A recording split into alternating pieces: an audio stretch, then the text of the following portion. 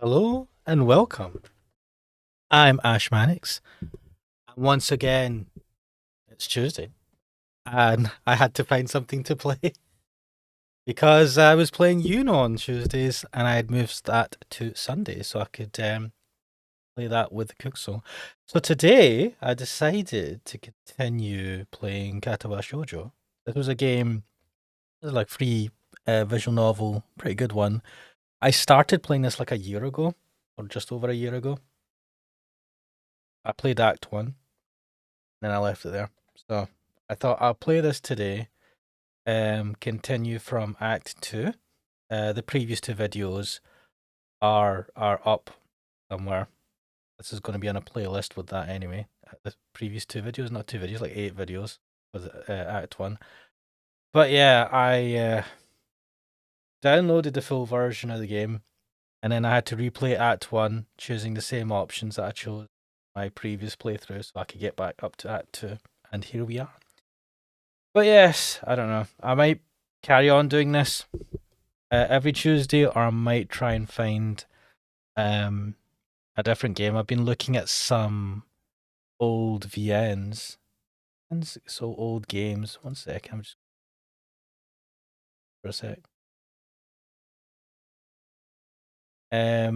Yeah, I've been trying. I was looking up what old a lot of visual novels with the kind of 90s or 80s anime aesthetic. Something that could pique my interest, but I couldn't really find anything That A really piqued my interest. B had an English translation to it, and C I could play on an emulator. And D that I haven't already kind of played before in some form. So I'll need to spend more time with that. I might continue with Katawa Shoujo. I don't know. But Cookso has forewarned me that there is. Wait, I can disable adult content.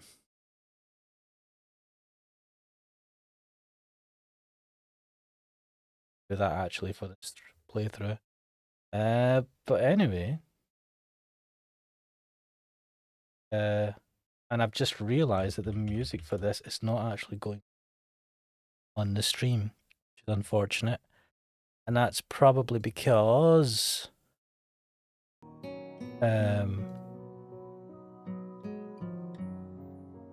right, that should be coming through now because I hadn't added it. Right. Hopefully you can hear the audio. I will lower it a tad. So you can still hear myself over it. Let's get into this. Let's switch to focus. Hide my face and let's load my last save. So this, if I've timed it right, is the very end of Act 1. I'm for the life of me, I cannot remember what happened in Act 1, so this is going to be a lot of fun. Anyway, something to look forward to.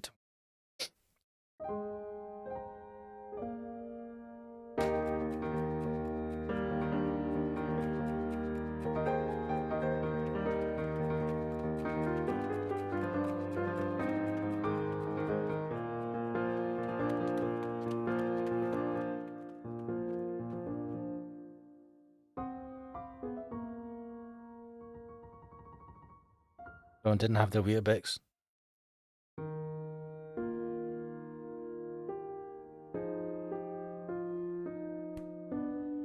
Camaraderie.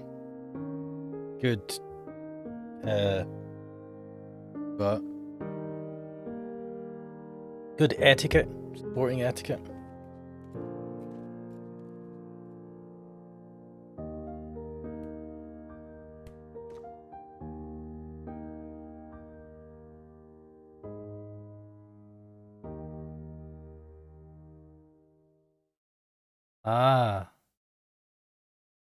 For Act 2 form. So this was the this is one of the girls that we taught to in Act 1, who is a runner, and I'm trying to remember now, she had lost her legs. But oh, this is going to be terrible. I did think about redoing this from the start, but because I'd already done it, recorded it, I couldn't be bothered. But anyway, my alarm's beeping, shatters the early morning quiet, and I find myself wondering where to find the motivation to rise. The other thing I noticed is in the full game, the backgrounds are slightly different from the equivalent ones I was playing in the Act 1 demo. They seemed a bit more refined, though these are just effectively... These are just pictures. I don't know. I don't know if they reshot the pictures or not. And now I'm kind of curious where they got these pictures from. Are they just kind of stock assets, or did they go to places and take pictures of pretty dorm rooms? Class is quite far off, but I agree to run with Emmy in the mornings. Emmy! Yes, that was the person that we saw. Really, I'm not that interested in running as a hobby, even as a possible life-lengthening exercise. If I remember correctly, the basic premise is we have a heart problem, so we have to be very careful about what we do. A weakened heart and stress it too much, it can kill us. So we've been sent to this school for people with special needs. So there's a bunch of people here that have certain type of debilitating, not necessarily debilitating, but disabilities. And this is a kind of dating harem visual novel around that. And this was I don't know. It's like the team that made this and gave it out for free, which is kind of amazing, and it's had very good reviews, which is why I ended up trying out the demo in the beginning. a year and a bit ago. However, I feel obligated to follow through on my promise to Emmy yesterday, which is why I find myself throwing on some running shorts and a light t-shirt. Man, I cannot be bothered running in the morning. Especially in Scotland when it's freezing, man. Especially in the winter. The cool morning air caresses my face as the morning sunshine causes the dew on the grass to sparkle, nearly blinding me at first. Blinding me.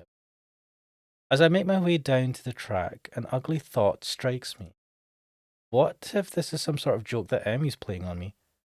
What, she asked you to come out to go for runs in the morning as a joke, and she's actually like asleep and making you wake up in the morning? That would be horrible. Would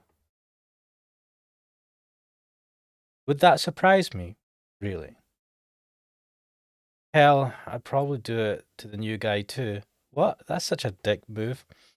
At the very least, I'm sure Emmy and Rin made a bet on whether or not I'd actually show up. I feel a sense of trepidation as the track comes into view. I've got a feeling I know what type of voice Kuxo would give this character, but ooh. 1 second, I think my parcel's here. 1 sec.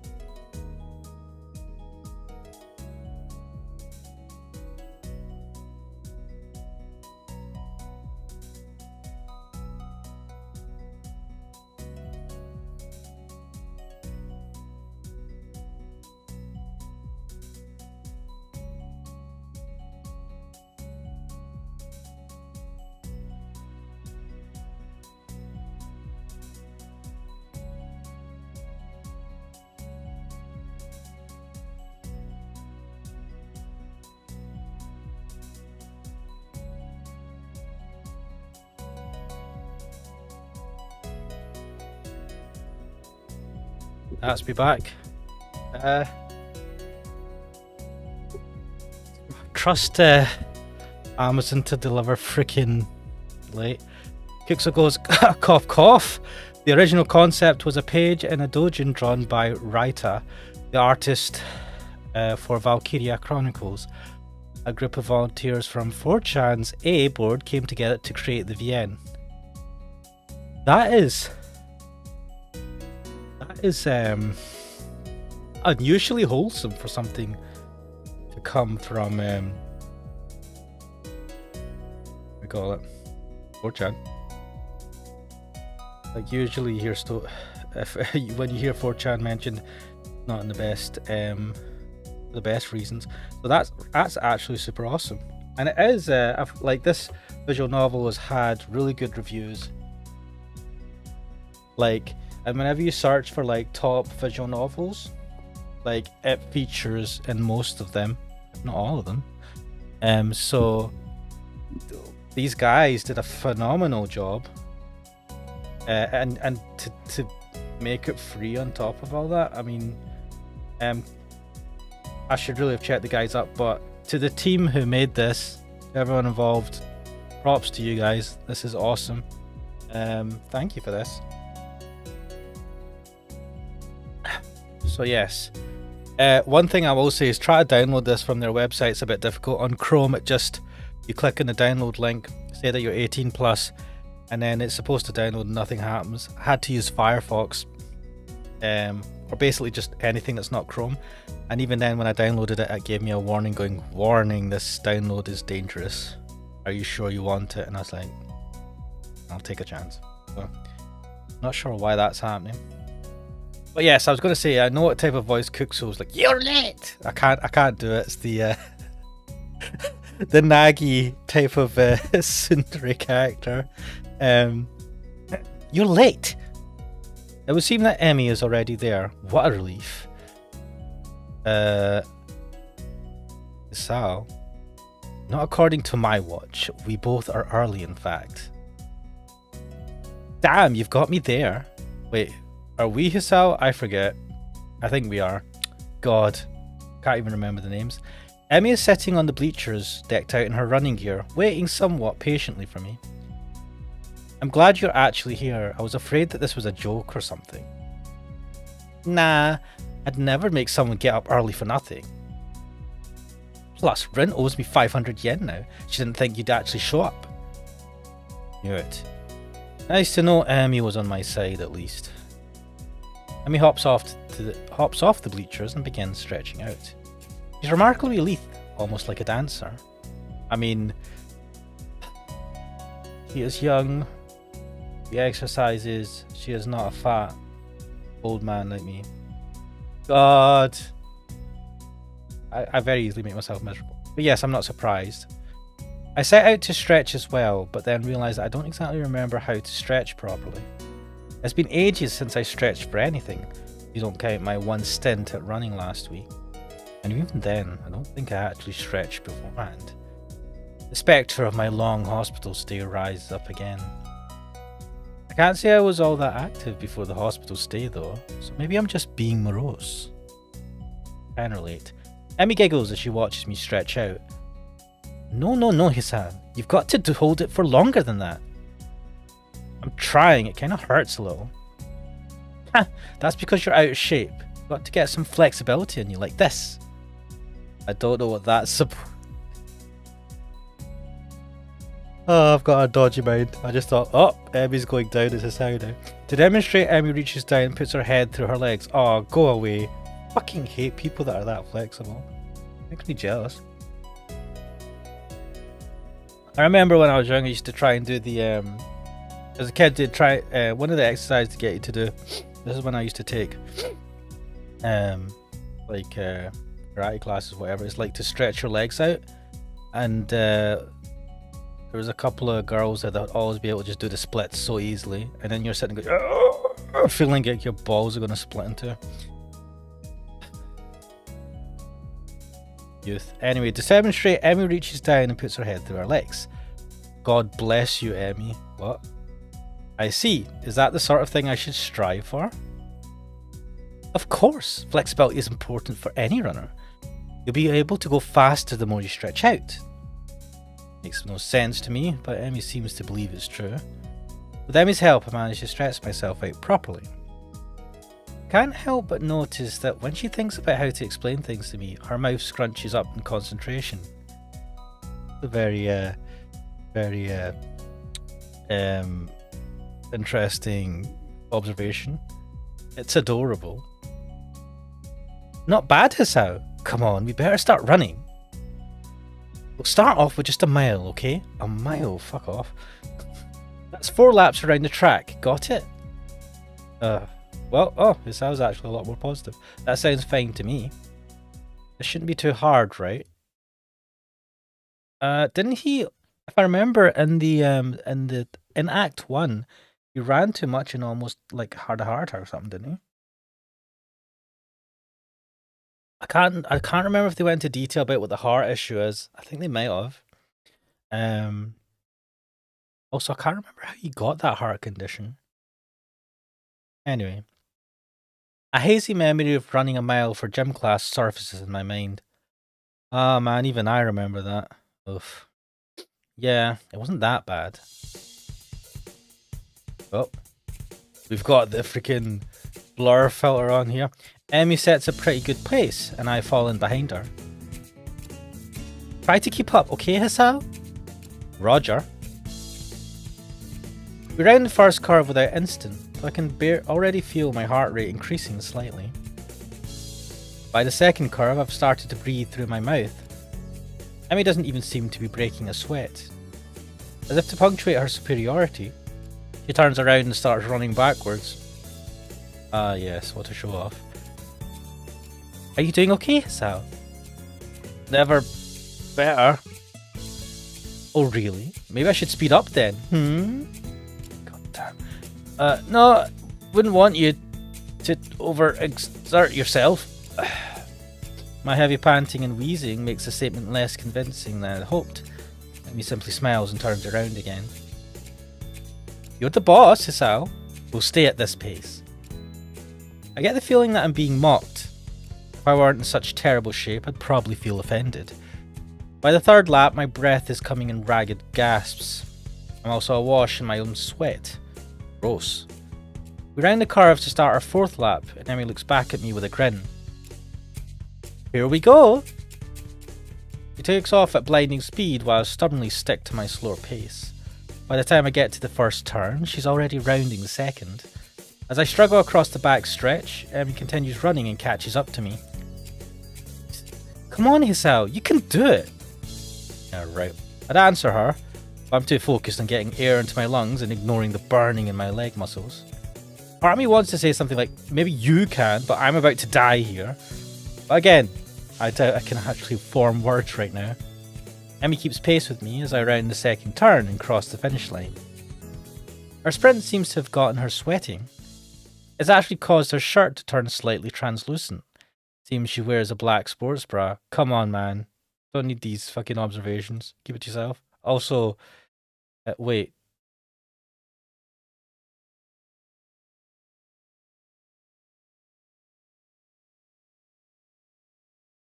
Would that make a difference? I feel like nothing changed. I don't know. I feel a vague stab of guilt for being the sort of guy who stares at a girl's chest. But my legs and chest are burning so badly I can't bring myself to care that much. Also, you are a teenager. Not bad for a first effort, Hisao. Kind of you to say so. Emmy seems to be, if not out of breath, at least breathing a little more heavily than she was before we started running. It must have been the sprint that did it. Hey, I've got to get a few sprints in. You should walk around the track to cool down. Then we can stretch out and we'll all be done, okay? Sounds great. My legs are on fire and my breathing is still heavy, but surprisingly my heart seems to be taking the strain well. Another triumph of medical science, I suppose. Was this the medicine helping him? You should put your hands behind your head. Makes it easier to catch your breath. Surprisingly, she's right. Wait, what? Putting your hands behind your head makes it easier to catch your breath? I began to stroll around the track, happy to feel my breath coming back to me. I need to check. I need to look this up. What the fuck? There's a blur as Epi sprints by me. Watching her run is absolutely fascinating. It's not just because she's on prosthetics, though that is interesting. The really interesting thing is the way her face changes. Ooh, close up. I can only catch glimpses of it as she runs by, but her eyes seem to come alive with a sort of fierce joy. It's as if there's nothing else in the world but her and the track. By the time I've gotten to the final stretch, Emmy seems to have finished her sprinting. She's breathing heavily now, but she's wearing a satisfied grin on her face. She waves to me cheerily as I near her. Feeling better, right? Actually, yeah. Do you want to take another trip around Do you want to take another lap around with me? I've got to cool down too, you know. Part of me would rather sit down and not move, but something tells me that would be a bad idea. Besides, if I sit down, there may be no getting back up again. Sure, why not? Emmy's got her hands behind her head now as well, which makes her seem very relaxed. The positioning of her arms also pulls her shirt upwards ever so slightly so that I can see a small strip of her belly. This dude. I do my best to act the gentleman and not look, but the contrast of her skin against her red running shorts is rather arresting. Also, running shorts? Those are... I wouldn't call them shorts. So how do you feel, Hisao? Surprisingly good, actually. I'm sore and tired, but surprisingly good.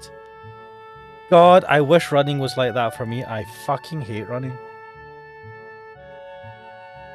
I feel absolutely terrible. Well, I've not actually done running for a long time now. I'm not gone for a fucking jog for a long time either. Not good, not good. As soon as I say it, I realise that it's true. Sure, part of me wants to lay down and die, but I feel like I've accomplished something. It's almost like a glow throughout my body that persists despite the soreness. Yeah, that's the runner's high. I have never got this runner's high in my life. I must be built to just be unhealthy. Runner's high? Yeah, it has something to do with adrenaline. Emmy thinks for a moment as we walk, trying to remember. Then she shrugs and grins at me. I don't actually remember. It's a good feeling though, isn't it? Better than sex, right? What? I open my mouth to respond shortly before processing what she's just said. Emmy watches my face for a few moments before bursting into laughter. Sorry, I couldn't resist. You're just too easy. What the fuck? Why did I agree to run with you again? Emmy just laughs harder. She takes a hold of my whole forearm and tilts it, allowing her to get a better view of my watch. Her face changes the moment she sees the time. Oh no, we better get a move on, Sal. Class is in an hour, and we need to shower. Botfly saying, hello, I am on phone eating, please. Or eating you're on the phone eating pizza? Or eating please? What? I can't fucking read that. Eating peas. Oh, you're using the phone to watch this while eating pizza. God, I don't know why I thought you're on a call with someone while eating a slice of pizza. I don't know if the text will look a bit small on the phone. I should probably do that as well.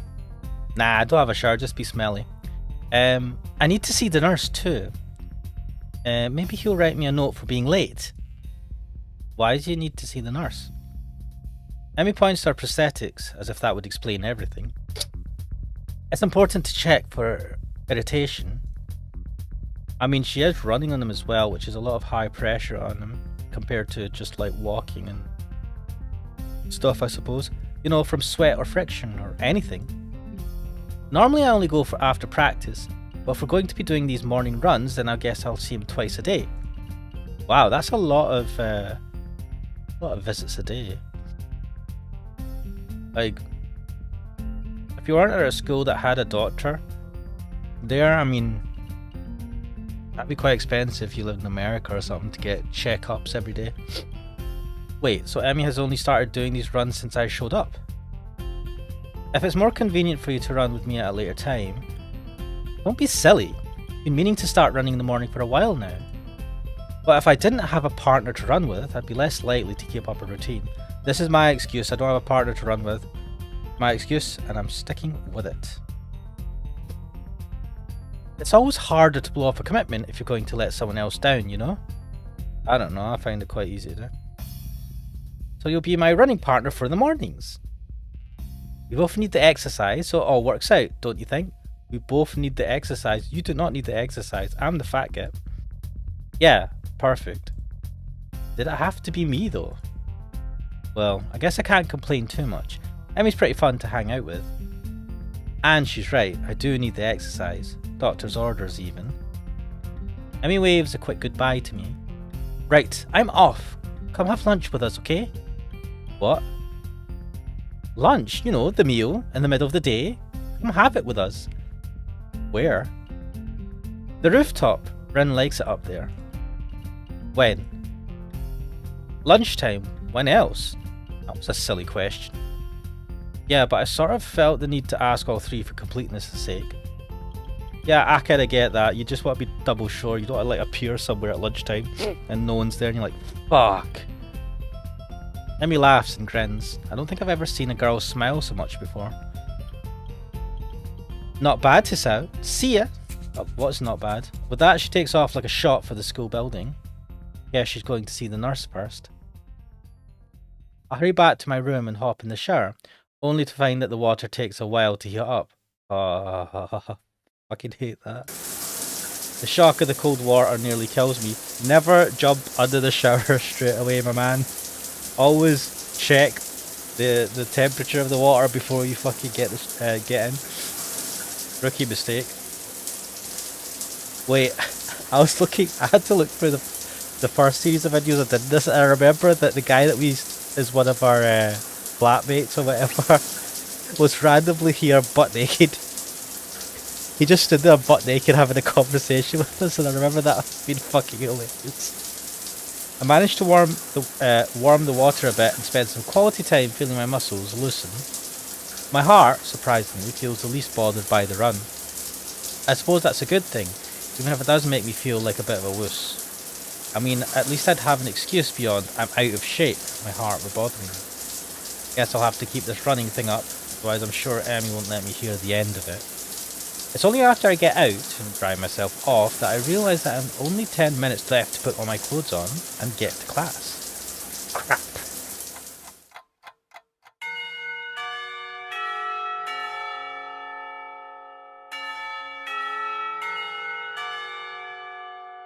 The hands on the clock finally set me free from the tedium of yet another fun-filled class.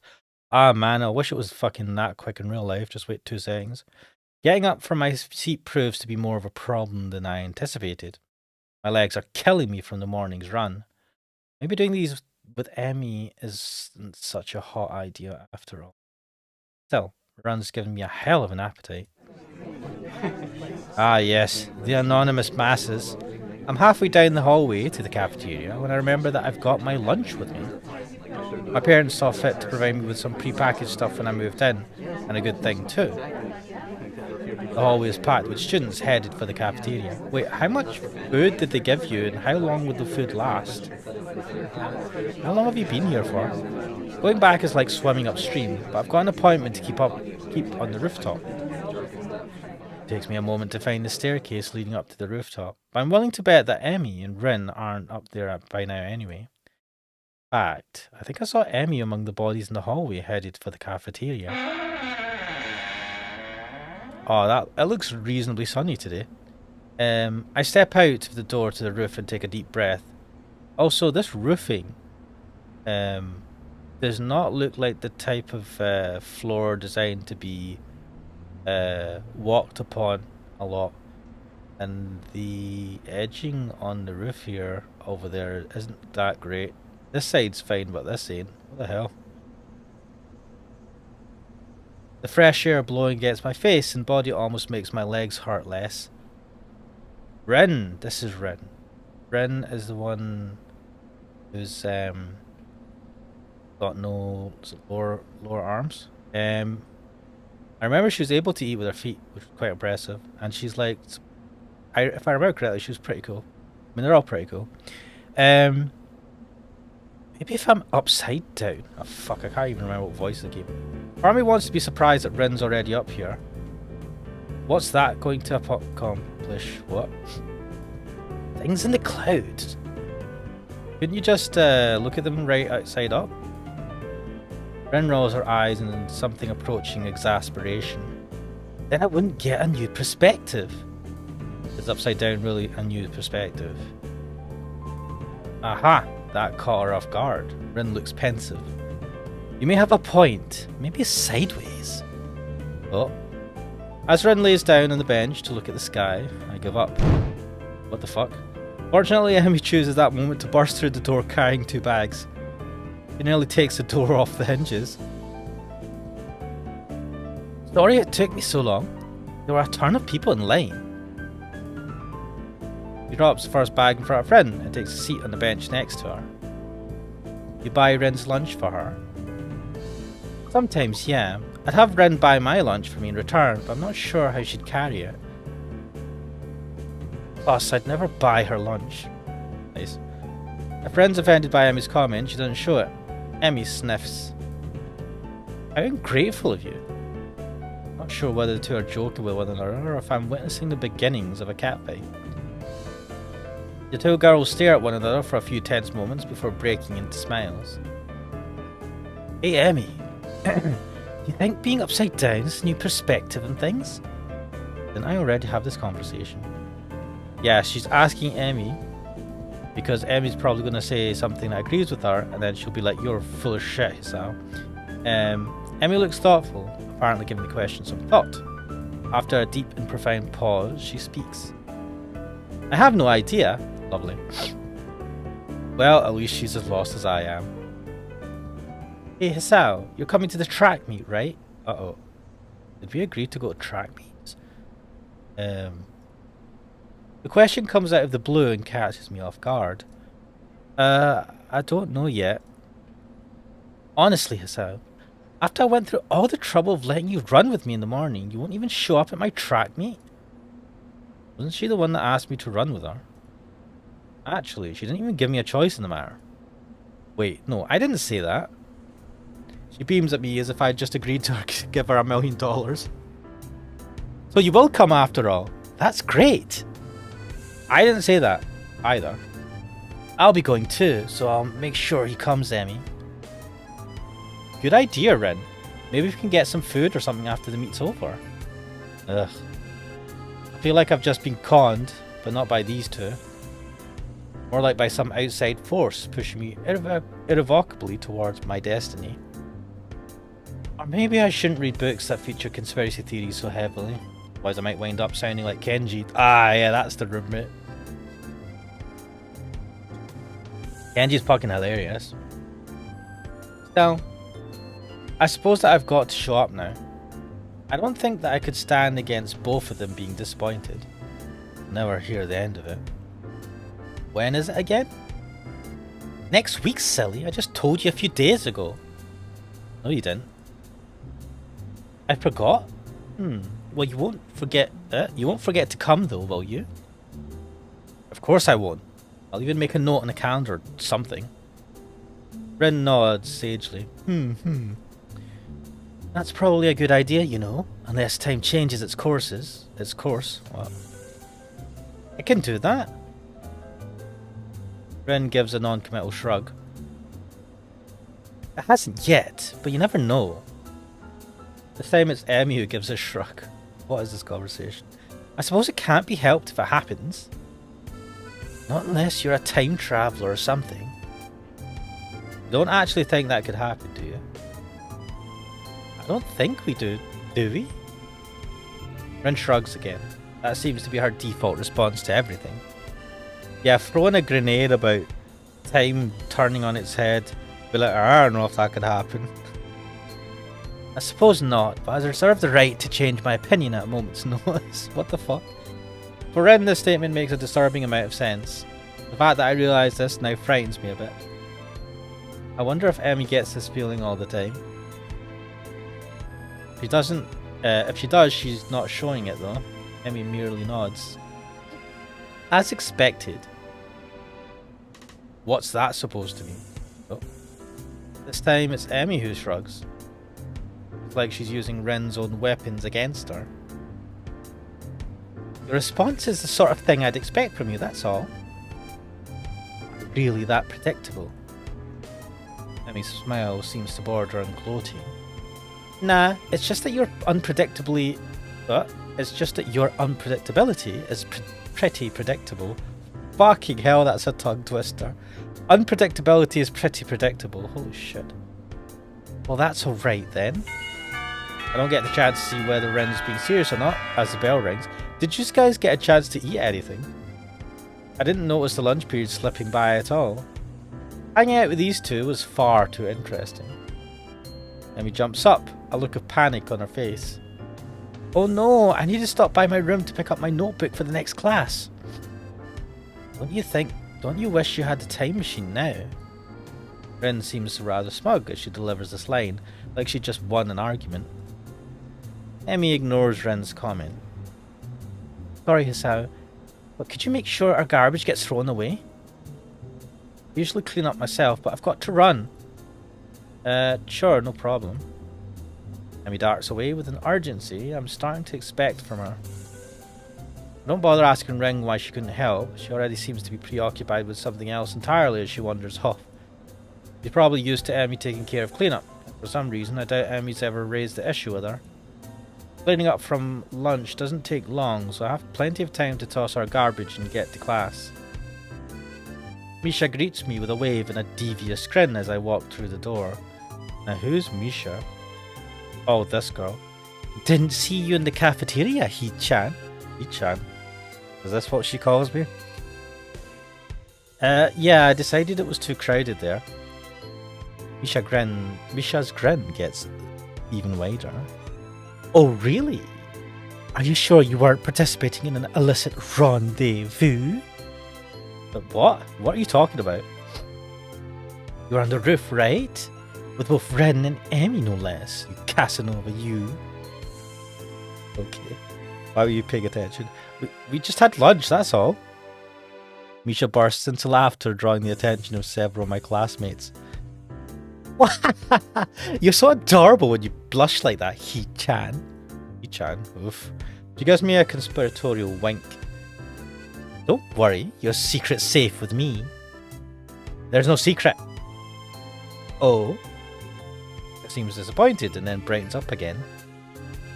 Time will tell. I don't know what the hell she's talking about. But blessedly our teacher comes in and the class starts. Oh, the days just fly by. Another day of class has finally dragged itself to a close. Unexpectedly, I managed to stay awake for the whole day.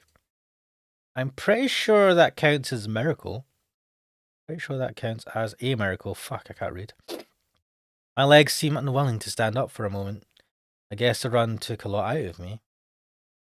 Man, that painting freaks me out a bit. I head down the hallway and make my way to my room. This bed. Something mega depressing. Look, 2 pillows as well. Something mega depressing about this bed. I sit down and half-heartedly chip away at my homework for a while, feeling like a vulture picking at a particularly unsavoury carcass. It knows this is what it eats, but it's not sure that it shouldn't be ordering takeout instead. I don't think I can take this, but it's important to get my work done. Now let's see. What was I supposed to be looking over again? I know it's a losing battle, but I fight it anyway. Halfway through my math homework, I put my pencil down. This isn't working. I need a distraction. Unfortunately, my options for distractions are rather slim. I'm not in the mood to read again now. Kenji is unusually out of his room at the moment. If I go to the student council room, I'll just end up doing work for those two. And heaven only knows where everyone else is, except for, well, I suppose that's an option. I grab my shoes and head for the track. He's probably down there.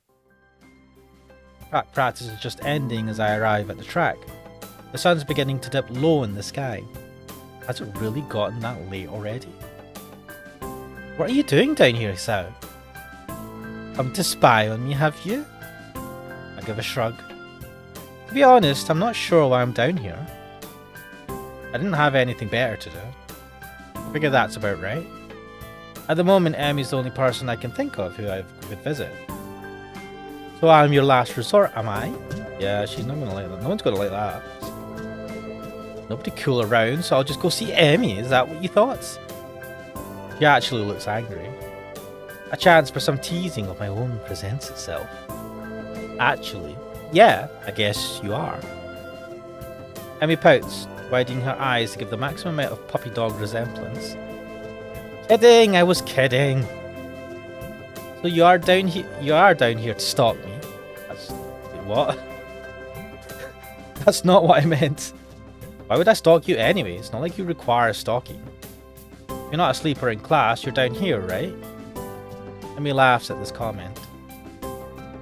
Well, you're not wrong, I suppose, but you forget about eating. I do that too, you know. I nod, conceding the point. Plus, I hang out with Rin sometimes too, so really I might take some effort to stalk. What an interesting conversation this is about the difficulties of stalking someone. What do you two do together anyway? You don't seem to have a lot in common. She puts her hands on her hips and assumes a superior air. That's what you think.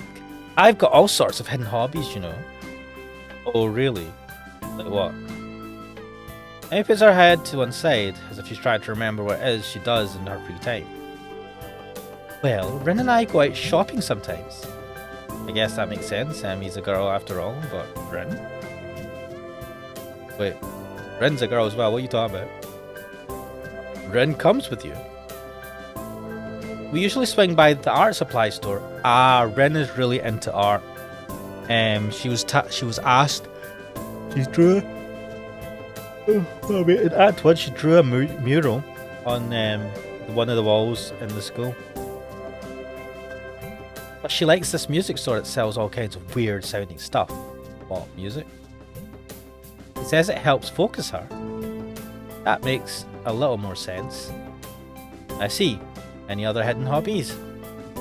Emmy wags a finger at me. Now, why would I go and reveal all my dark secrets to you? We hardly know one another. Dark secrets, what the fuck? Somehow I think that's all that Emmy has in the way of hobbies. Still, I don't think my question's been answered.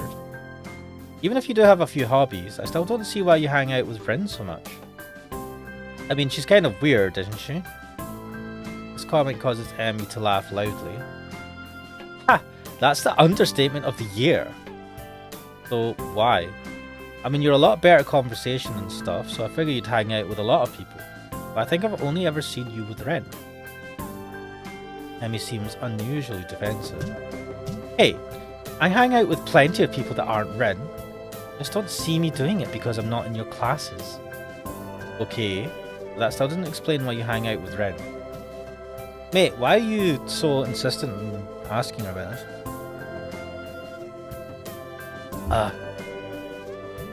I'm not even sure why I want to know this. You're not even sure why you're keep on asking her about this. I guess it is because lunch was so strange. Emmy shrugs, looking for a moment very Rinish. It's because we have similar outlooks. If you were to ask me the least likely answer to my question, that would be it. What do you mean? It's like... Okay, Ren paints and stuff, right? Yes. I'm not sure where this is going. Well, I run. And that's why we're similar. You lost me. Emmy frowns as if trying to figure out her answer. Well, maybe it's that we do things for the same reasons. Huh? You know, we follow our passions. So you're passionate about running, and Ren's passionate about art, is that it? Well, sort of. Let me think. Well, Ren explained it to me once, but I don't know how much of it I followed. Wait, so Ren explained to you why you're close friends, and that's how you... What? Not surprising. I think any explanation from Ren would probably confuse anyone. She says we both chase after an extreme. Like, she's always trying to find a new way to show a particular feeling or something. And I run because of the feeling I get from it. And since we don't allow ourselves to be slowed down by anything, we make a connection based on that. What do you mean, slowed down by anything? Emmy looks surprised and points to her legs. You know, because I'm a runner and Ren's a painter even without arms. We respect each other's determination. And that's why we hang out. I think. Well, I'm not sure that made any sense to me, but from Emmy's sheepish expression, I'm not sure about it either. Honestly, it's not something I think about much. We just get along. I think that's really all that matters. Suppose she's got a point. Another question strikes me, that I've got nothing better to do. I ask it. So, what got you so into running anyway? Oh, I've been running since I was very little. My dad was a runner, and as soon as I could walk, he started teaching me how to run. It was our father-daughter thing, you know? Our own mutual hobby.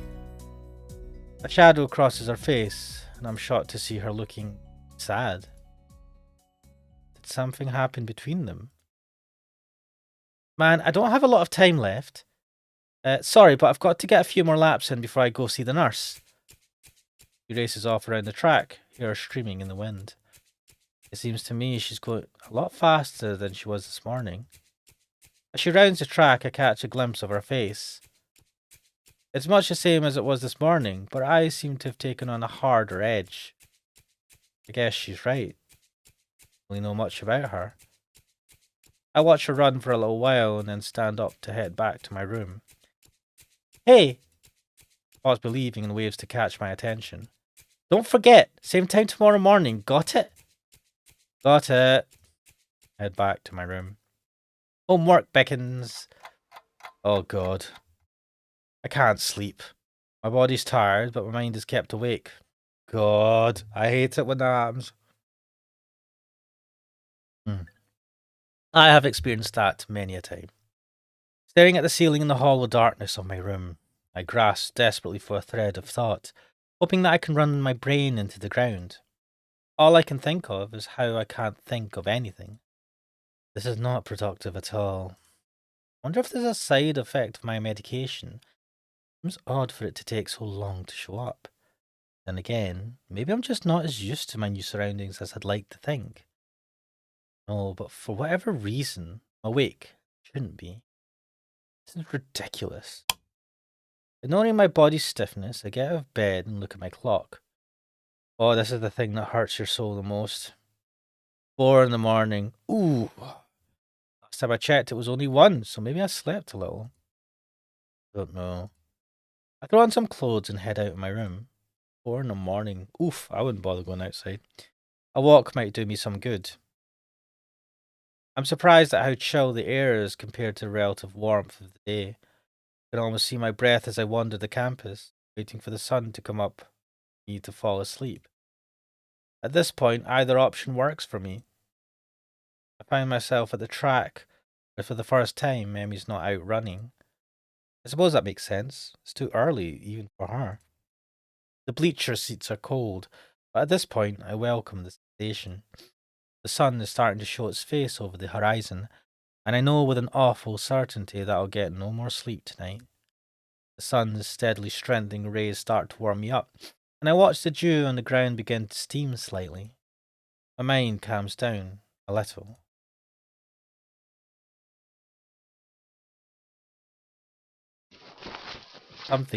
Someone's shaking me. Hey, wake up! Wait, what? I guess I fell asleep after all. Oh, it's nice and sunny as well. What are you doing out here? You're going to catch a cold or something. I rub my eyes and I'm confronted by Emmy, who bends over me with a worried expression. I'm still a little groggy, so my response comes out in a mumble. I couldn't sleep, watch the sun coming up. Sounds like something Rin would say. I shrug, feeling the stiffness that comes with sleeping on a bench for a few hours. Is it? I wouldn't know. Emmy grins a little at my somewhat cranky response. So couldn't sleep, eh? Obviously we need to run you harder today. Uh-oh. Even though I've only known her for about a week, this seems a very Emmy-ish response to the problem. Hey, my body was plenty exhausted after yesterday. My mind was just racing, that's all. I don't see the difference. If you run hard enough, your brain will get tired too. I'm seriously questioning the wisdom of doing this first thing in the morning. I don't know if my grades will be able to handle me tiring my brain out like that. Emmy pulls me up from the bleachers with surprising strength for someone her size. Now come on, Hisao, we've got work to do. I don't actually know if I'm up to this today, to be honest. I mean, I obviously didn't get much sleep. What sleep I got was on the bleachers. I don't know. Should I really be running? Evangelidona going, wahaha, oh god, my drills. Wait, what? Oh, is this that, what's her name? The pink-haired girl. I fucking can't even remember the names, man. Welcome to the chat. Welcome to the stream, Evangelidona. Emmy glares at me. Good heavens. Misha, that's her name, yeah. She's a character. As I was saying at the beginning of the stream, I did play Act 1. I played the demo basically of this. And after the demo I was like, yeah, I might play the rest of the game later at some point. And since I didn't really, I was looking at games today, trying to figure out what to do for a Tuesday. And I was having a look at some of the PC98 games, stuff on Sega Saturn. Nothing was, there wasn't anything that A, I wanted to play, and B, was like available in English and able to run in an emulator. I did come across one game that was interesting, but it seemed to just be it was only in Japanese and there was no English translation for it. And so I thought about Katawa Shoujo, because I was looking at like lists of top visual novels, and it does appear quite a bit in them. And I went, maybe I should try this. So I downloaded the full game. And what I did is I sped through Act 1, choosing the same options I chose when I originally played the demo, and got up to Act 2. So this stream will be on a playlist, and that playlist will have the previous videos I did last year. I think it was last year, or the year before. Ooh, you know what? Now it's got me wondering, when did I last play Katawa Shoujo? I feel like it was last year. Yeah, 22. I started it in January. It was January, February time, last year. So it was a while ago. I thought, I'll continue it today. I don't know if I'm going to keep on doing this every week, or if I'll look for something else. Because Kuxo did point out that this has got erogate elements, and well, he did comment more porn. What the hell, man? But anyway, good heavens. What are you talking about? Of course you should be running. How else do you expect to work out the kinks? You've been sleeping on the bleachers, for heaven's sake. The best way to get that soreness out is to run around a little. Now stop hiding in the bleachers and get down here. Oof. There's no arguing that. I'm pretty sure she'd kill me if I didn't do as she said. I get to my feet and hop down to the track. Kifa Chowdo, it says more is better, mate. Kuxo's right. I mean, is this? I would call Katawa Shoujo porn. I mean, and there is an option to hide the in the game.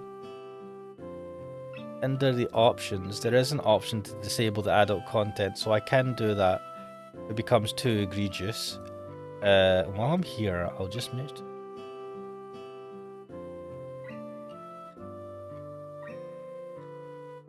The sun is warming things up rather nicely, I think. Emmy and I begin to stretch out, and I find myself once again hard-pressed not to stare. If this is how I have to wake up every day, I might be able to get used to this. You know, Hisao, it's not polite to stare. Wait, what was he staring at? I wasn't staring, I swear. Emmy raises an eyebrow and considers me for a minute, as if evaluating my response. There's a brief moment where I'm afraid for my life. But then she smiles and laughs, shaking her head slowly. Honestly, you didn't have to deny it so strenuously. What did she think he was staring at? In response, I clap my hands together and go for a change of subject. So, that's enough stretching, right? He gives a casual shrug. Do you feel stretched? That's really how you tell. No, I don't know. How do I feel stretched? Well, I do feel up to the run, if that's what she means. Yeah, I feel ready to go. Same as yesterday, okay? We'll just run for a mile at a steady pace. Don't worry about going really fast. Just worry about keeping the pace. Got it? You're the boss. Aaron grins again and we take off around the track. Speed blur! I think I'm going to die. We're not even done with the first lap and my legs are on fire. My breath is coming in ragged gasps. This is how running feels for me as well. This is why I don't run. I can feel sweat pouring down my brow and we've only just now rounded the second turn. Come on, Hisao, you've got 3 more laps to go. Can't do this. I can't do this. I can't do this. I think I might hurl. Somehow we're on the second lap. Emmy's not even sweating. How could she do this so effortlessly? For some reason I'm still moving. Like a machine. Third lap. What happened to the second? Almost there, Hisao. Liar. We've got another 2. Nothing to be done. Can't do this. Emmy whirls around and begins running backwards. Her face is a mask of anger that surprises me. Never say that. If you say that, you've already lost. What? Keep moving. If you're alive, you can keep moving. Damn it. Damn. What is this, a freaking drill sergeant?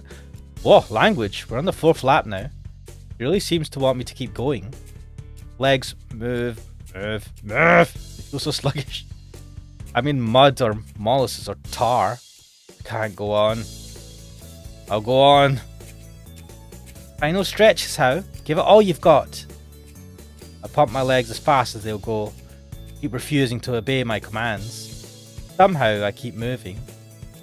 Somehow I finish. That's it, Hisao. I knew you had it in you. The anger Emmy showed a lap ago is gone, replaced with pride. Evangelion is saying, besides, the purple deity of purity will save us from any degeneracy that may come up. Lovely. Evangelion also saying, God, I'm wrong with my speech today. Emmy being based, never got up. Yes. And you know, like I can't have that attitude whenever I've tried to do jogging. It's been a long time now. I did try to do a bit of jogging a year or two ago. Was it before COVID? Before COVID. Like going outside and jogging. Like if I go to the gym or whatever, I'll use the cycle machines, but jogging, running, just not my thing. I fucking hate it. And I swear to... Oh, I'm so unhealthy. Anyway, this is giving me PTSD. She's positively radiant, like she just won the gold medal or something. I stagger to a stop and fall to my hands and knees, gasping for air. My heart is pounding far harder than it has in a long time. Oh shit. I don't think it's done this since... Oh god. Please slow down, heart. Slow down. Stop racing. I cough and for some reason feel a grin crossing my face.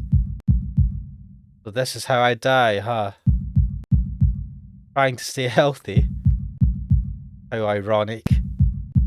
I'm all ready to give up right there. But then I feel my heart slow down. Two hands grab under my arms and tug upwards. I look up and see Emmy standing over me with a mixture of delight and worry. On your feet! Come on, you'll never catch your breath that way. Somehow I manage to stand. I try to raise my arms above my head, but they feel like lead. I start to walk around with track while Emmy keeps close to me, afraid I'll fall over or something. She may not be far off.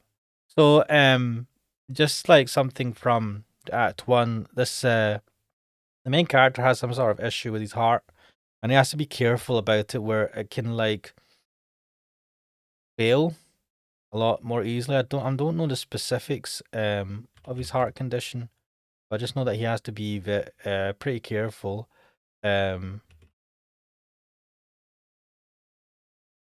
want to check something.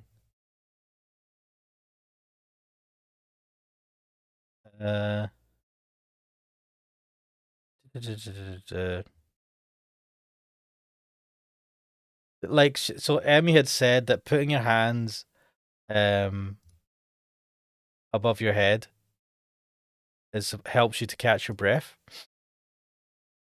And what the fuck? What is this website? Oh,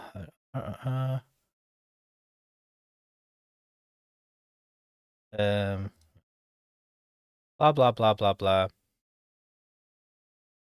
It turns out theory is actually based on science. Whether you what? As you gasp for air, you put your hands on your knees, but in all your ears, blah blah blah, barking at your teammates to put your hands on your head. Reluctantly, you comply, wondering if this is a form of torture. This is someone's actually. Apparently, there's science behind it. Oh, so there's some truth to this. Fucking hell. Well, there you go. Learn something new every day. Evangelist said, just go out for a nice walk in the rain. Don't even plan on a destination. Just put on a good podcast, audiobook playlist, and walk through the park or town. So, the problem I have, Evangelion, see if I lived in the city, or in a built-up area where you could just like walk for long stretches of long lengths and come back on yourself quite easily. I would do that. There was a time where I was working in London, and I'd quite often go into central London on the weekends and stuff, and I'd just like walk and go and see places and just kind of explore and stuff, and it was great. But where I live in Scotland, I live outside the city, so and even walking into town here, there's like a road that you walk up the path, and it's not a very safe road to walk up. It's like a country road, and people going down at high speed, and the path is quite narrow, and it's up a freaking hill, and it's not that enjoyable a walk. Which is one of the reasons why I wouldn't do it, because I would do that. I would do that a lot more if I was in a more like flatter and built up area where I could just walk around and go past parks and stuff. These are all excuses to a degree. I should just God, I do wish I lived in an area where I could do that, because I do like just walking around. Sometimes I'll go into the city if I'm planning to meet friends or whatever. But for beforehand, I'll go for like a walk in the parks while listening to music and stuff, and that's great. But yeah, like when it's raining is the best time as well, because there's hardly anyone out. I used to do that when in my previous career, when I used to work in the office. I used to go out for lunch and go for walks, and the best time for that was when it was raining, because there was like no one out there, so you could walk around the city and enjoy the sights with people away. It says, well, there's always push-ups, a tried and true stay-home method. That's true. I do go to the gym twice a week to try and keep healthy. But I do feel like I need to do more, and I do cardio at the gym. I'll use the cycle machines and stuff like that. But I do feel like I need to do more cardio, and going out for walks. I need to do more of that. But I fucking hate running. God, I hate running. My body, I don't know. My body is not equipped for it. That's my excuse anyway. She may not be far off. Even J. Doe says, Rame is also safer, less crazy people around. I don't have, well, that's true, technically. I don't have to worry, I don't worry about that too much in, when I'm in the city, when I'm in Glasgow or somewhere like that. Well, depending on the time of day, but usually it's fine. I keep to relatively populated areas, and I don't know, Glasgow can be fucking insane at certain times, but I don't tend to walk about later at night when it starts to get really crazy. But yes, when it's raining, less people, therefore less crazy people too. I feel terrible and say so. Emmy laughs. But you finished, didn't you? You said you couldn't, but you did. Isn't that worth it? God, I wish I could fucking enjoy stuff like this where I mean, she's so happy that we were able to complete it, and we're just like, I'm dying. I'm not sure, and I don't really have the breath to say so. But that small grin I felt on my face earlier hasn't left. So what if my heart's weak? I still survived this morning. Maybe I'll survive tomorrow too. As soon as it becomes apparent that I'm not going to suddenly keel over, Emmy takes off on her sprints. I don't know how the hell she can manage to sprint after running a mile, but I guess she's in much better shape than me. I will always, because even like when I was younger, I was pretty skinny, but even then I couldn't run. I don't know, I never really ran that much. I fucking envy people that are really like healthy and are very like can run a lot. Like not just like you get people that go to the gym and they might be muscular, but just people that are like they run like a fucking gazelle, man. It looks so effortless. I fucking can't do that. I always run. I feel like a giant hippo, fucking running. And I look at, I see people just like going for a jog, and they look so effortless and smooth. And I'm like, I'm doing something fucking wrong, man. Or maybe my body is wrong. I wonder if like, yeah. I mean, it's called cope, but yes. I am envious of people like that. Once again, as I walk around the track, I can't help watching Emmy sprint. It's weird, but she's like a different person when she's pushing herself. Last time I noticed her eyes, but this time it's her mouth that catches my attention. Not wearing her normal grin. She's still smiling, but there's a tightness to it. It's almost grim, like she's fighting a losing battle, but doesn't care. She seems to be running harder, like she did yesterday. Sweat has started to pour down her face, but she keeps going. Her mouth finally opens as she can no longer get enough air through her nose. As she passes me once more, legs pumping, arms swinging in time, and her lips slightly parted. Beautiful. After we've both taken some laps around the track to cool down, Emmy changes back to her usual self. The transformation I saw in her has gone. Not bad today, Sal. There's almost admiration in her voice. What do you mean? I would have stopped if you hadn't yelled at me. Emmy colours a little, seemingly embarrassed about her outburst. Sorry about that, I just can't stand to see people give up. God, I need someone like that in my life. Basically a personal trainer. Even at the gym and stuff like that, I'm like, man, going to the gym on your own, it's fine. But just having someone there, just going there with someone helps so much more. And especially if you're doing like the, what do you call it? Bench presses and stuff like that. Like I always have to be careful when I'm doing that because I'm on my own. I'm not going to ask someone to spot for me. But if you have someone there, you can like really push yourself to failure. Just have someone cover you. God. Anyway, I need an Emmy in my life. That's what I'm saying. An Emmy-like person. Especially about something like this. Saying I can't go on is silly when you're obviously going on while you're saying it. Oh, I know that logically makes sense, but that's what this is all about. What saying silly things? Eva J. Don says we all need an Emmy in our lives, bro. I know. Just need someone. Or maybe we should be the Emmy in someone's life. Maybe we should try to be the Emmy in someone's life. Don't give up, guys. Don't give up. Emmy sticks her tongue out at me.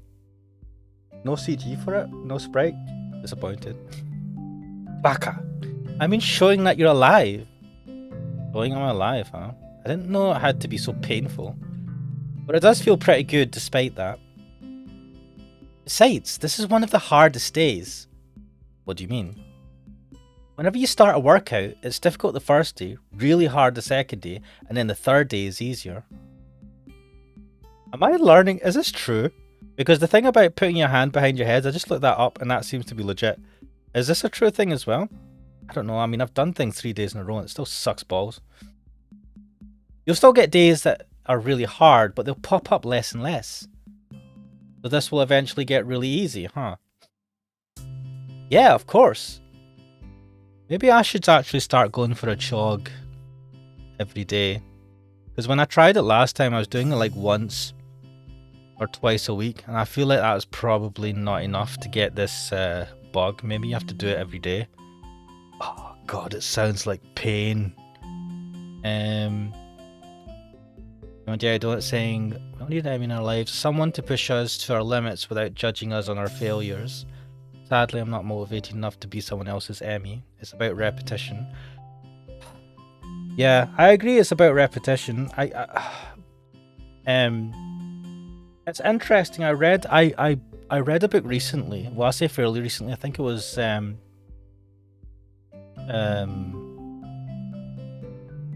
earlier this year. I'm gonna try and find what the name of this book is. Because I really want to give it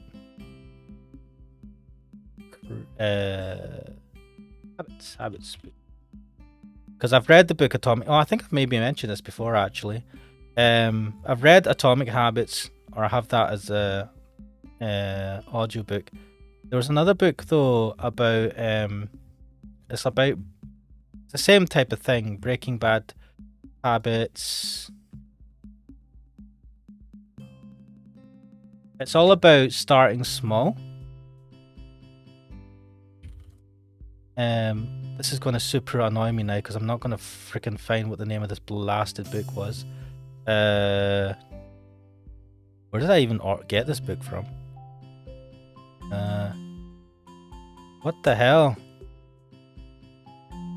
Oh no, what is going on here? Come on. Right.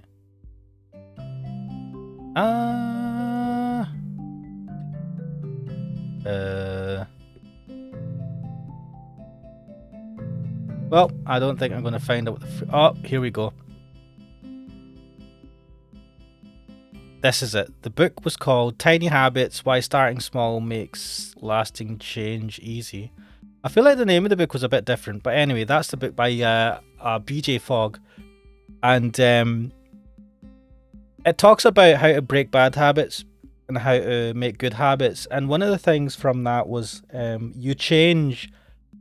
I'll just say, Eva Jado saying the more you do something, the more accustomed your body gets. Yeah, it's true. So in this book, this person goes into like the psychology behind it. They're like a psychologist, I think, PhD psychologist and all that. I've done a lot of studies and work on behaviors. And one of the main things that came out of it for me was it says that you change by feeling good. You do not change by feeling bad. So when you try to do something new, try to do a new habit or break a bad habit, and if you fail at it, you kind of like feel bad about it. And that always puts you off. And it gives you actually steps on how to try and A, break bad habits, and B, learn good habits. And it does break it down into little steps that you can follow. It's really good. Like, it goes into more detail than I think Atomic Habits does. Atomic Habits kind of goes over the concepts, where Tiny Habits actually gives you little step-by-step things that you can follow. And I tried it for I've not put it into effect for very many things, but it is that idea of like, if you want to go for jogs, right? If you want to say run a mile every day, that's your goal. Then you just start small. Just put your shoes out. Like, the first step is just putting the trainers out. Bring your trainers down, or your sneakers or whatever that you're wanting to wear. Put it out and put them on, and then that can be it for the first day. And then you can do that for the next day, or go a bit further and just walk outside. And it's like really slowly building up to it and just feeling good about it. Don't feel bad. If you have a day where you don't do it, you miss it, don't feel bad about it. Just accept that is what it is. And you can even restart from the beginning. And it's that slow build up and allowing yourself to feel good and not letting yourself kind of like chastise yourself about it. And being good at being able to do that, because that's a hard thing to be able to do. It talks about that and how you can like build up a lot of habits that way. And that the reality is that the people that have good habits, it's not because they're intrinsically better at life or intrinsically born with characteristics that do that.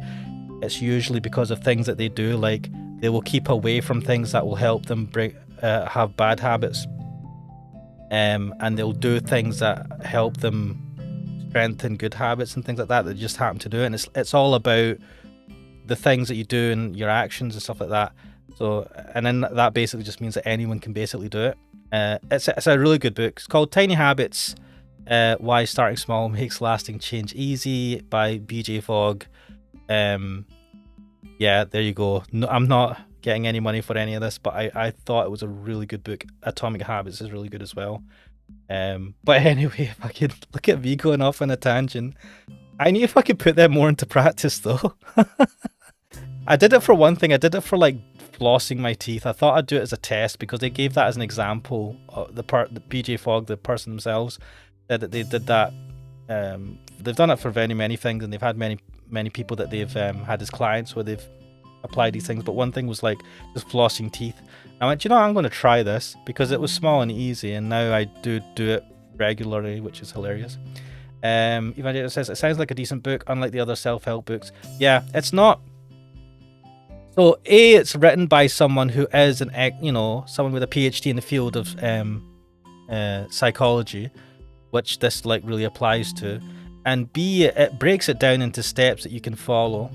See, and I think the other thing is that it's coming from experience. So this person has they do a lot of like, I think they do presentations and all that. They see a lot of clients, and they've applied these to them, and they've also like built over the years. They've kind of like it's changed their philosophy on how these things work. They've said it's kind of like adapted as they've came across more people and came across more things, and maybe learned from other people and stuff like that, because they also like they talk about feedback they get from certain people, certain clients when they're talking about this, or other people that they've met, other people who have had life experiences where they've talked about how they've been able to like learn new things or break bad habits. And it's like it's written in a story format. It's not like just an instructional thing. it's written pretty well as well, so it's like a nice read, even if you don't want to take any of it on. I suppose Atomic Habits is kind of similar as well. But yeah, like, do you know what? I should probably read over it again. But yes, anyway, that was a nice side tangent. Let's carry on. But then you have to increase the difficulty or you'll never get ahead. Yeah, that's the problem I have, I think, increasing the difficulty. You'll just get complacent and you'll lose a sense of accomplishment. So I'll have to run more than just 4 laps, huh? Yep, but not for a while. You have to be careful, you know. A thought strikes Emmy and her face lights up. Got it! Got what? You can come with me to see the nurse. That way you won't fall over dead or anything. Oh, I suppose if he goes with her to see the nurse, if anything happens, she'll be able to help him. And also they're on their way to the nurse, so if anything happens at the nurse's office, she can help as well. How charming. When? Right now, of course. You need a shower and everything, right? We don't have much time then. Grabbing my hand, she's off, pulling me along with her.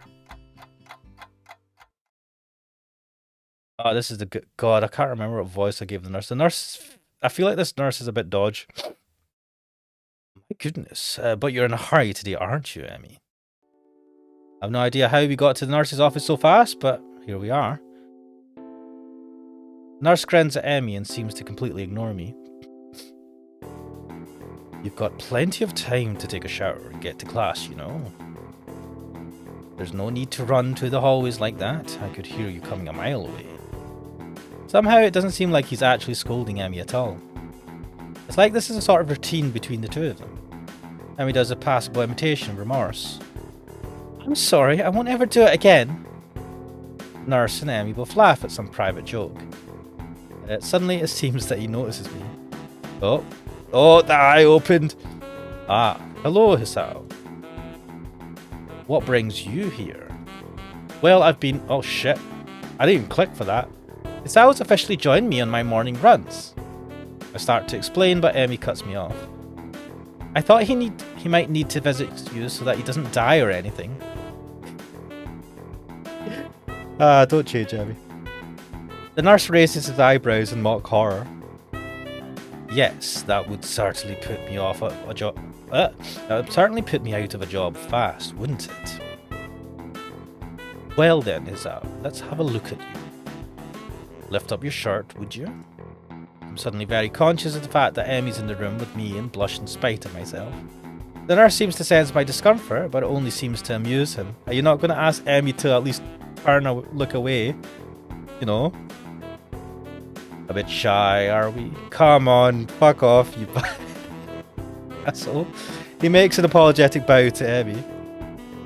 Sorry, Emmy. I tried to get you a free show, but it doesn't seem to have worked. He's been the side... It's like the wingman for Emmy. Emmy stiffens slightly and fires a look of annoyance at him. You're an asshole.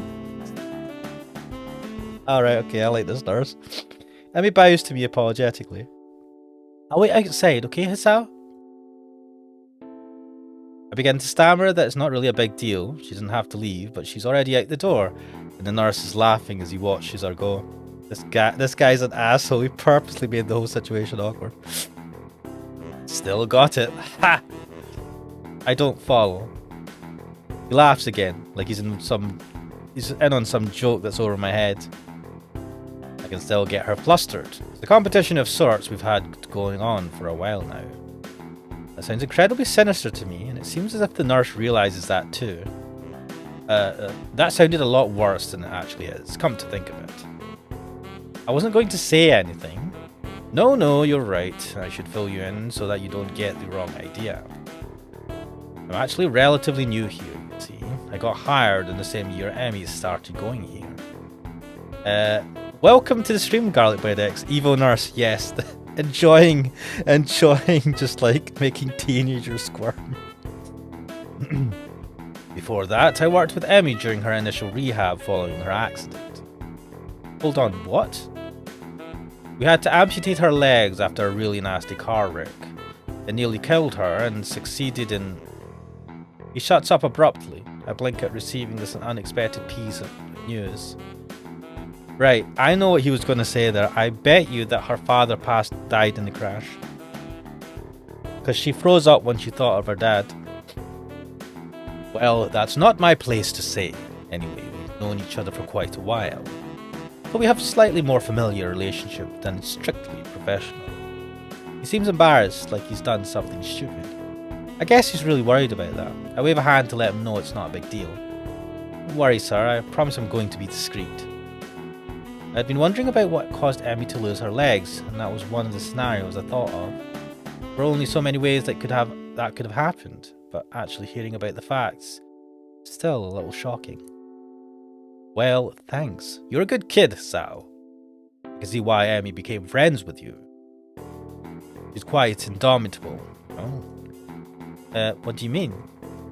You didn't see her learning to walk. You'd go for so much longer than the others in the hospital. She refused to quit. Normally, it takes years to get to a point where you can even think about running again. Emmy did it all in about a year. He also seemed proud of her, like a father who watches his daughter win a competition or something. Hell, she'd probably have done it faster if not for the fact that we wouldn't let her. Wouldn't let her? Why not? Because she'd go for so long that her legs would start bleeding when they met her prosthetics. It's a real concern. It's why she comes by every day after she runs. Say nothing of the risk of infection if her legs get cut up and her prosthetics are dirty. But enough about that. If we don't get to you on your way soon, Emmy will think we're up to something. As he says this, he gives a wink and begins checking my heartbeat. The stethoscope is way too cold. He really should have heated it up or something before he used it. After a few moments, he leans back, satisfied. Well, you sound pretty good to me, Sal. You didn't have any chest pains while you were running, did you? No, not really. I had some trouble catching my breath though, and my heart was racing by the end too. The nurse frowns as I say this, but then shrugs. It's probably just because you're out of shape. But if you don't improve, then you should let me know, okay? Don't push yourself too much. And of course, if you have any chest pains, come to me immediately, right? I put my shirt back on, and the nurse leans out the doorway to call in Emmy. What took you so long? Now I'm going to be late. The nurse gives me a significant look. I was just seducing Sal, that's all. What? Come on, what have I told you about seducing my friends? What the fuck? What the fuck is this conversation? Evangelia Donut says, honestly, I like this nurse. He reminds me of Ichnimaru from Bleach. Damn, rip Emmy. Yes, this was in response to finding out about Emmy. I have not watched Bleach. I really should at some point. I'd expect Emmy to be shocked by this, but instead she seems merely annoyed, scolding the nurse as if he were a child stealing cookies. Meanwhile, try hard not to blush at the nurse's innuendo. I'll try not to do it again, though I fear young Hisao may be lost to the female gender forever. What the fuck? Not freaking likely. Wait, what? Oh, that fucking pause there gave me a fright. 1 second, actually. Let me save for this fucking paranoid. I didn't mean to say that out loud, but both the nurse and Emmy regard me for a moment before bursting into laughter again. Told you he was funny, didn't I? Huh? Yes, Emmy does talk to the nurse about a lot of stuff. Well, Hisao, should probably get moving. You still need a shower before class starts, don't you? Because you stink. Crap, he's got a point, and it looks like I've only got a half hour. Thanks for your time. I'll see you later, Emmy. Whoa, what is this? Is a weird freaking corridor. I dash out of the room as the nurse begins to remove Emmy's prosthetics. As I head down the hallway, I can just barely hear her voice drifting after me. Emmy, you've got to be more careful. I make it back to my room and shower in record time. It occurs to me that I've already been up for 4 hours, and class hasn't even started yet. This is going to be a really, really long day. I hope I don't fall asleep in class.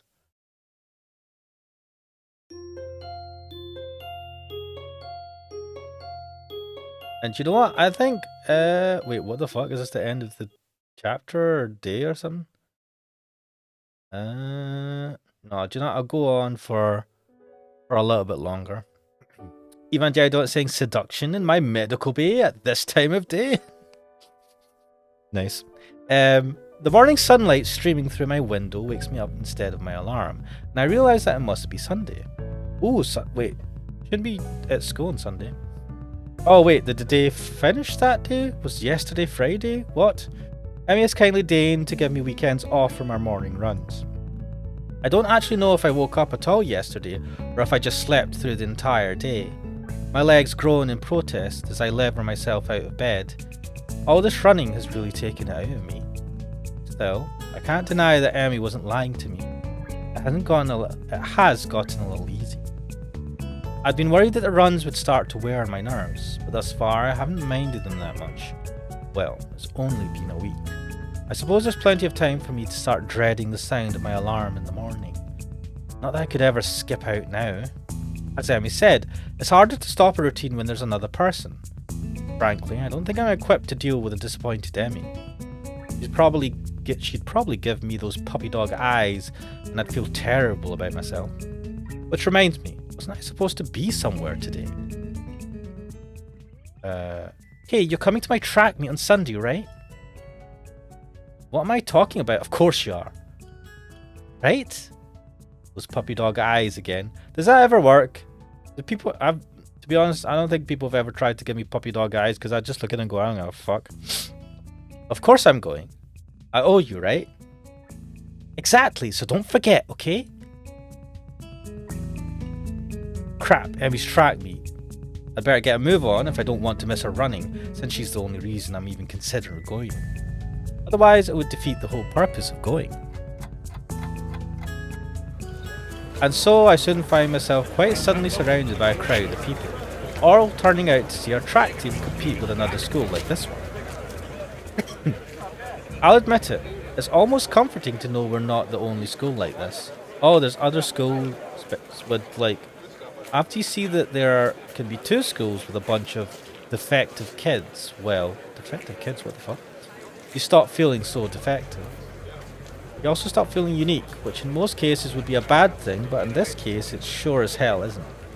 That's part of Yamaku's appeal, I guess. Learn that you're not unique. Hell, learn there's a lot of other people who would kill to be saddled with your problem instead of whatever they're dealing with. Some of the kids here aren't here because they're missing a leg or they have a heart condition. Some of them might be here because they're as good as dead in 2, maybe 3 years if they're lucky. And that's only if they get the right sort of care. It's a better sort of comfort to be able to say, well, at least I've got a chance of being alive through college. But there it is. Damn. Life is massively unfair in the grand scheme of things. I'm brought out of my rather morbid musings by the appearance of Rin near the entrance to the bleachers. Okay. Of course, I said I would, didn't I? That doesn't necessarily imply that you had to follow through. Lots of people say things and don't mean them. Hello, Loopy. Welcome to the stream. What a surprise. Nice to see you there. Rin shrugs, seemingly bored with our conversation. She turns on her heel and heads back towards the stands. I owe Emmy money now. Why is that? Didn't think you'd show up. Oh, they had a bet. Emmy did. So I owe her 500 yen. You two bet an awful lot, don't you? Another shrug from my armless companion. I don't think so. We enter the bleachers and Ren nods upwards. Up there. Came out to see if you'd come. For the bet, I presume. Ren leads the way, and soon we settle down on an almost empty bench. Wait, who the hell is this? Hello, hello, hello. There's an older woman sitting next to Rin. Someone's mother, I assume. She's got rather long hair up in a braid. On seeing Rin, she gives her an oddly familiar seeming grin. Oh, my interest has been piqued. Who is this? I'm a bad man. Anyway. Well, this is surprising. I thought you went to get a snack, not a boy. Huh? A snack? I wonder why I was down there. What? The woman laughs, again in a way that seems familiar. Where have I seen her before? Well, I suppose you've always been one to go out for one thing and bring back another. But I'm being rude, I haven't introduced myself. I'm Meiko Ibarazaki, Emi's mother. Emi's mother? Damn! One sec, sip a cup of tea there. Right, I've just found best waifu. Anyway. Pleased to meet you. Well, that explains it. He's like a taller, older, and better endowed Emmy. One way to put it, mate. Apart from her hair being a darker shade than Emmy's, there's really no mistaking resemblance. Evangeli Dots says 10 out of 10 would bang. I know, God. I have a weakness for just hot women. Anyway. Sorry, I'm Sao. Hisao Nakai. Hisao Nakai. What the fuck? I can't speak. He just makes me stop. I can't talk. The effect this woman has on me. And really, you don't have to apologise for not introducing yourself, Mrs. Ibarazaki. That's really Rin's job in this situation, isn't it? Another laugh from Emmy's mother. I take it you've not known Rin for that long, then? It's best not to expect her to remember something like that. She's got other things to think about, I assume. Garlic Bread X goes, ara, ara, ara. This has made my day. This Emmy's mum has literally been... Alice, she's fucking winking at us. This game has gone from pretty good to fucking awesome in the span of one scene. Rin nods, seeming pleased by this assessment. He's right. I was thinking about sunsets. What the fuck? You see, it's really up to us to make introductions and the like. Wait, no, that's Meiko. Wait, Meiko is her, right? Rin, yeah. You see, it's really up to us to make introductions and be like. For lack of any better response, I nod. Mrs. Ibarazaki leans back a little in her seat and raises an eyebrow. So, how long have you and Rin been dating? What? My response consists of silence as my brain suddenly lurches into gear. But just before I could begin to utter a hastily babbled explanation, Emmy's mother burst into laughter again. You're a blusher, aren't you? Damn! Oh my god, I'm enjoying this too much. Anyway, I don't know if there's any way to keep my dignity in the situation, so I settle for a mumbled response. Evangeli's donuts go, Emmy's mom has got it going on. Emmy, can't you see? You're just not the girl for me. I know it's kind of wrong, but Emmy's mom is gone. Maybe. Oh, this must be a new romance then, mustn't it? Wait, that's not the question that... Another laugh. I know, but it's funny to watch you squirm. I'm sorry, forgive an older woman her amusements. I'll forgive you every day, Michael. Old woman? She sure doesn't look that old to me. Clearly Emmy gets her useful features from her mother. I suppose I can let it go. How kind of you. It's starting. I direct my attention to the track where they're preparing for the first sprint. It looks like the 400-meter dash. My eyes scan the runners before finding Emmy. Smiling with an almost cocky look on her face. The starter raises his pistol. And they're off! Emmy explodes off the block, disappearing from the starting line in a blur. It's amazing. Even as the other sprinters converge in the lanes closest to the inside line, Emmy surges to the front of the pack. By the time she rounds the final turn, some of the other runners have caught up with her. Their efforts come to naught, though, since a final burst of speed from Emmy leaves them at least a half second behind. Mrs. Ibarazaki whoops and shouts, applauding wildly and generally looking like any other parent cheering on their child.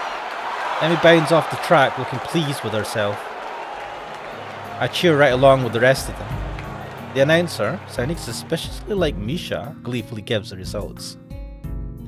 I think she's gotten faster since the last time. That was incredible. Mrs. Ibarazaki grins proudly. Emmy's a heck of a runner. Oh shit, and I just remembered that that was, yeah, I'm not going to say now. We fall silent as the next event is being prepared. I'm surprised to see Emmy striding out onto the track again. Wait, didn't she just run? Emmy's mother nods. Yes, but she runs multiple events for the team, especially the sprints. It's a lot of running, but Emmy can handle it. From the looks of things, she's right. Emmy doesn't appear to be tired, as if she hadn't run the previous event at all. It's not for the sweat visible on her if not for the sweat visible on her shirt, you'd never know. Which event is this? It's the 200-meter dash. You'll do this one, the 100-meter, and the relay. I see. Once again the pistol sounds, and once again Emmy flies off the block. A thumping sound draws my attention away from the race. It's Rin's foot. He seems completely absorbed in the race. Emmy's mother cheers again, and I assume that the race is over. Sprints don't seem to me like they'd take very long to complete. Your foot. Your foot was bouncing on the bleachers. Oh? I'm pretty into this stuff. I'm surprised. Rin looks at me quizzically. Why wouldn't I be? No reason, I just thought stuff like sports wouldn't interest you. I suppose you're right. It's not that interesting. But I'm watching Emmy, not the sport. I don't follow. Emmy's the most Emmy when she runs. I don't get to see Emmy at her Emmyest very often. But here you can, see? She directs my attention toward the track again, where the 100-meter dash is about to start. I watch Emmy closely. As she gets onto the starter blocks, her whole body seems to relax, but it's a false relaxation. I can see that she's actually like a coiled spring. As the starter tells everyone to get set, her head snaps up and her eyes narrow slightly. Her mouth curls upward in what could be a grin, and could be a growl.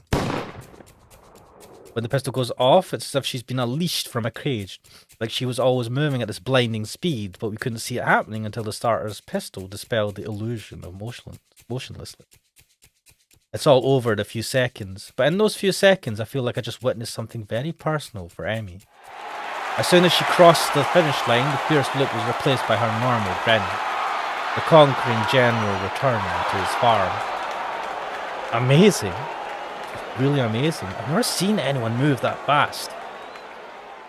Garlic Bread X is saying the Emmyest Emmy. Yep, I totally get what she's saying though. Well, don't look at me. I'm far too relaxed to run that fast. No, I think Emmy's prowess all came from her father's side. At the mention of Emmy's father, Mrs. Ibarazaki looks wistful, almost sad. He got her into running, you know. Yeah, she told me. I'm uncertain as to whether or not it would be rude of me to ask after Emmy's father, but after that look on her face a few days ago, I feel compelled to ask. Where is her father now, if I may ask? Mother hesitates, clearly not willing to answer the question, but at the same time not wishing to appear rude. He isn't around anymore. Sorry, I didn't mean to bring up bad memories. Emmy just seemed a little sad when she mentioned him earlier. That's not surprising, considering. They were very close. See. A beeping noise suddenly emanates from Mrs. Ibarazaki's pocket. Reaching into it, she pulls out a cell phone and looks at it. Honestly, text messages? What is he, 16? Oh, nothing. Got to meet up with a friend of mine. Will you tell Emmy I'm very proud of her and that I'll call her later tonight? Of course. Wait, was that... I don't want to be rude, but was that like her... was she going on a date or something? Ivan Jaidon says needs more Rin. Kisao can be her new daddy. I don't want to be bad, but I was like, I could be Mr. Everest. Could be the new dad. Oh, it's horrible. I shouldn't say that. I'll admit that I zoned out for a while. I almost don't notice that the relay is about to begin. But when I look, I can't find Emmy. I thought that Emmy would be running the relay. She runs anchor, so she won't be running for a while yet. Ah. You see it? Huh? Emmy at her Emmyest. Maybe. Maybe this time. The race begins. I cheer Emmy's teammates so long as they pass the baton. Finally, I see Emmy sprinting into the track to take the final handoff. Once again, I am taken aback by how graceful she looks when she runs. It really is beautiful. The look of determination and fearlessness on her face only adds to the picture. Emmy at her Emmyest, I suppose. But then, as she crosses the finish line, I see her stumble slightly. It's only barely, but it's a definite stumble. Ren inhales sharply and actually looks concerned for a second. Emmy. Did she hurt herself, do you think? You notice it too. It must be sad. It must be bad. What? She frowns as if deciding on the next course of action. Eventually that proves to be too tiresome and she shrugs again. Well, let's go down. Gotta crown the victor. See if you can find a laurel branch. That's not going to be easy. Ren shrugs. At least we tried. Well, we didn't really try all that hard. Or at all, but hey, whatever. Emmy is surrounded by her teammates, all of them congratulating her on the run. Ren seems to be waiting for Emmy to notice that she's arrived. But yeah, I guess she can't exactly wave Emmy over. Then again, I'm not sure that Ren would do such a thing even if she had arms. It doesn't seem her style to draw attention to herself, or to emote beyond shrugging. Either way, I'm not willing to wait, so I wave to Emmy, who looks up and grins happily at me, us. Whoa, that background wigged out there. Hey, you showed up. Guess Ren owes me money, huh? We would have brought you a crown of laurels, but Sao didn't find one. Hey, neither did you. It wasn't my job to look. When did we assign jobs? When I said, see if you can find a laurel branch. Try to keep up. Damn. I shrug. Guess Ren's rubbing off on me. Seems it's my fault after all, Emmy. Emmy laughs at Ren and me. It's okay. I'm sure you'll make it up to me somehow. What? Sure. Good. So how'd I look? I stopped myself from blurring out beautiful or amazing and settled for the substantially safer very impressive. Emmy seems pleased with this assessment. Don't mention how much more impressive her performance is given her lack of legs. I figure she knows that already. Besides, it seems like it would take away from her efforts somehow. Great to hear. I was worried that I looked a little slow on the reeling, but I guess I did fine, huh? Actually, I noticed... Ren kicks me and keeps me from finishing my sentence. What was that all about? You noticed it at the end. That's no good. Guess the nurse will look at it for me later. Uh-oh. There's a carelessness in her voice, as if it isn't a big deal, but I suddenly notice a slight twitch on her face. Like she's trying to hide the fact that she's in pain. It's then that I notice her breathing is a little shallow too. Guess she really is hurt. She must notice my concern because she skips up to me and gives me a friendly pat on the shoulder. Hey, you look a little worried. Fine, really? Sore from all the running is all. Come on, a little pain isn't going to stop me. Oh, no? Emmy grins and for a moment she looks like she did during her sprint. Fierce and unconquerable. Or to put it another way, really beautiful. Hasn't yet. Well then, I guess I shouldn't worry, huh? Right, I'm Emmy Ibarazaki, fastest thing on no legs. I don't stop for anything. Impressive. Emmy giggles and then seems to remember something. Before I forget, Ren and I are going to do something next Sunday as a post-track meet celebration. You should come along. Normally we do it the day after, but since the track meet was on a Sunday, I've got homework and class and all that stuff to take care of. Plus our morning run, of course. Right, of course. Right, your mum wanted to say she's proud of you. She'll call you later tonight. I thought I saw her in the stands. Glad she made it. It used to be my dad who showed up to my meets, but Mum's done a pretty good job of taking over. She shivers slightly. I realise that she's still all sweaty. A breeze has started to blow too. I'm not cold at all, and I've got my jacket with me, so without a word I throw it around her shoulders. Emmy jumps slightly and then grins at me. Hey, thanks. It's getting a little cold, I guess. Yeah, looked like it. Just I begin to wonder whether or not giving Emmy my jacket could be taken the wrong way. Boy in a track uniform approaches. Hey, Emmy, you're going to miss the medal ceremony. Oh yeah, thanks. Turns around to myself. You don't have to stick around for this part. It takes forever. Besides, you should get cracking on your homework. And now if you don't want... what? And now if you don't want me to be up late, Hisao. What? Alright, morning run tomorrow, don't forget. Damn, she just done a whole like race.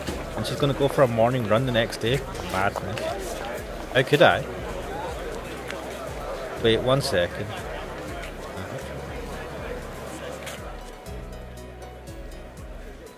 That's pretty loud. Good point. I mean, it's spending time with me after all. With this, she waves quickly and dashes off to receive her medals, or whatever they pass off as a medal these days. Ren and I head away from the track, Ren remaining deep in whatever thoughts she has for most of the walk back to her dorm. As I see her off, she speaks up. You're probably not getting that coat back, I think. What? I'm sure I'll get it back eventually. Interesting. Take it as it comes, huh? What? Very Emmy-ish. It's such a weird conversation. With this odd statement, she turns and heads into the building. Wait, I'm not... Man, I'd be pissed if I didn't get my coat back. Because I would have left my freaking wallet or something in it. I'd be like, I want my fucking coat back. Honestly, was it that big a deal? Emmy was cold and, unless I'm mistaken, in pain. Giving her a solution to at least one of those problems seems like an obvious reaction. Though I guess there is a chance I could lose my jacket if Emmy never remembers to return it. I guess Rin has a point. Still, can't bring myself to muster much worry over the whole thing. After all, it's been getting warmer lately. I don't need a jacket. Note to self, if you put a jacket over someone, always take the stuff out in case they don't give it back. Odd. I think I used to be a little more responsible with my stuff. Emmy-ish, huh? Maybe that's not really a bad thing. And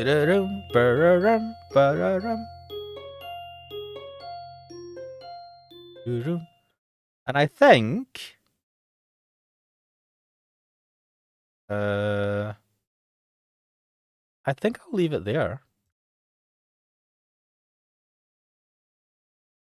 Bro, show my face again. And the start of a new chapter. What chapter are we on actually? Current scene, down that medicine now. But yeah, no, this was interesting. I'll see what I'll do next week, whether I'll carry it on or try something else. Manjado says, good stream. Thank you. The chat was great. I enjoyed it. I did have a good laugh at this. I didn't think I'd enjoy this playing this game as much as I did. I forgot how fun it could be. But yes, I'll leave it there. Keep it a little bit short. Don't want to go on for too long with this. And I'll see what happens next week if I carry this on or if I find something else. I don't think it'd be the worst thing in the world if I carry on Katawa Shoujo. But for now, I'm Ash Mannix. This is Katawa Shoujo Act 2. And I'll hopefully see you guys next time. Bye-bye.